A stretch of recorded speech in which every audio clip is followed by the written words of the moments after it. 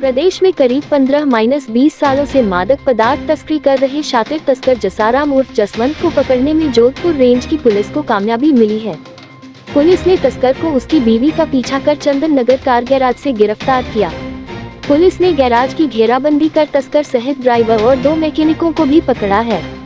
आरोपी के कब्जे से 2 पिस्टल, 63 कारतूस मिले हैं। सभी कारतूस 9 mm के हैं। यह मूल रूप से बालोतरा जिले के बायतू का रहने वाला है। जोधपुर होकर सालावास जाने वाले वाहन चालकों को सालावास के प्रवेश द्वार पर 500 मीटर सड़क के 2 टुकड़े दर्द दे रहे हैं। लगभग 1-1.5 साल से यही स्थिति है और आने वाले 1 साल तक इसके यूं ही रहने के आसार है। कारण यहाँ ब्रिज बन रहा है, इसलिए मुख्य सड़क को मोड़ा गया है और 500 मीटर के यही 2 मोड़ है जहाँ खड्डे हैं, पत्थर हैं, कंक्रीट है, बस डामर नहीं है। वाहन चालकों का कहना है कि जब ये पता है कि ब्रिज बनने में समय लगेगा तो यदि इन 2 टुकड़ों पर रफ डामरीकरण ही कर दिया जाता तो कितना आराम रहता। सुहाने मौसम का लुत्फ उठाने के लिए बड़ी संख्या में लोग सुरपुरा डैम पहुंच रहे हैं, लेकिन पार्किंग की व्यवस्था न होने के कारण वहां लंबा जाम लग रहा है। प्रशासन ने सुरपुरा पार्क खोलकर कमाई शुरू कर दी है, लेकिन उनकी लापरवाही से कभी भी कोई बड़ा हादसा हो सकता है। वहां इतनी भीड़ होती है कि न तो गार्ड, न होम गार्ड और न ही पुलिस ध्यान देती है। वही लोग सड़क पर ही वाहन छोड़ देते हैं, जिससे जाम की स्थिति बन जाती है, लेकिन प्रशासन कोई ध्यान नहीं देता।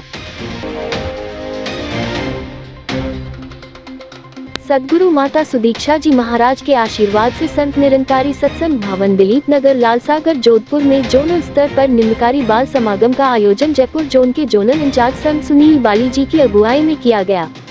समागम में बच्चों ने नाटकों, गीतों, नृत्य, विचारों, कविताओं, कव्वालियों आदि के माध्यम से प्रेम से मिलकर सेवा, संगत, सुमिरन एवं बेटी बचाओ बेटी पढ़ाओ करने का संदेश दिया। समागम का आयोजन हरिमोहन गहलोत जोनल इंचार्ज जोधपुर की मार्गदर्शन में किया गया। इस अवसर पर संत सुनील बाली जी ने बाल समागम को संबोधित करते हुए कहा कि बाल संगत से जुड़कर ही बालक आध्यात्मिकता को सीखता हुआ वयस्क होता है, तो वह समाज, परिवार, देश के लिए सच्चा व्यक्ति साबित होता है। इतिहास भी इस बात का गवाह है कि भक्ति की कोई उम्र नहीं होती। जैसे भक्त प्रहलाद एवं ध्रुव ने भी बाल अवस्था से ही आध्यात्मिकता को अपनाया। आगे बाली जी ने कहा कि परिवार का माहौल बच्चे के विकास लिए महत्वपूर्ण होता है। अतः जो माता पिता स्वयं संगतों में आकर गुरु मत की शिक्षाओं को अपनाए हुए हैं, उनके जीवन का प्रभाव उनके बच्चों पर अवश्य पड़ता है। इसलिए अभिभावकों को बच्चों के सामने भक्ति से मर्यादित जीवन का उदाहरण पेश करने हेतु प्रेरित किया।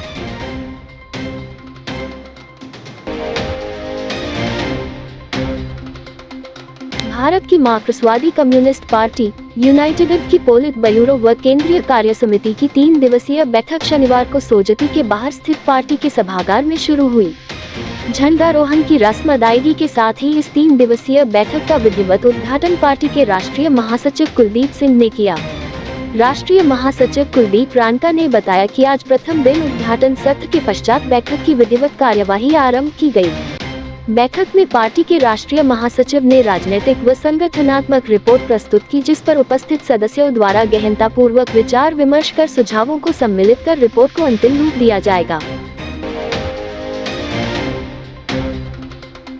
एक घरेलू बछड़ा जिसके पेशाब की थैली में पथरी होने से बछड़े को 2 दिन तक पेशाब करने में परेशानी हो रही थी, उसको अचलाराम बेनीवाल ओसियां वालों ने विश्व स्तरीय गो चिकित्सालय में लेकर आए।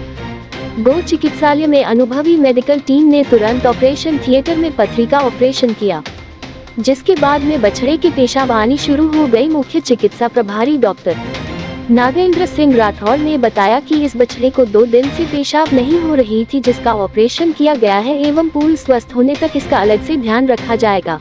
ये थे आज के मुख्य समाचार। विस्तार से जानने के लिए पढ़ते रहिए दैनिक नव ज्योति। दैनिक नव ज्योति के YouTube चैनल को सब्सक्राइब करें और ताज़ा अपडेट के लिए बेल आइकॉन दबाएं।